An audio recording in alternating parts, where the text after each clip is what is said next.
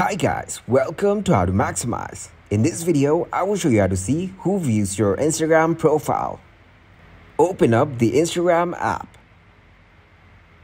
Go into your profile from the bottom right corner. Hit the menu from the top right corner. Click on Settings and Privacy. Scroll down to Account Type and Tools. Tap on Switch to Professional Account. Then click on the Continue button.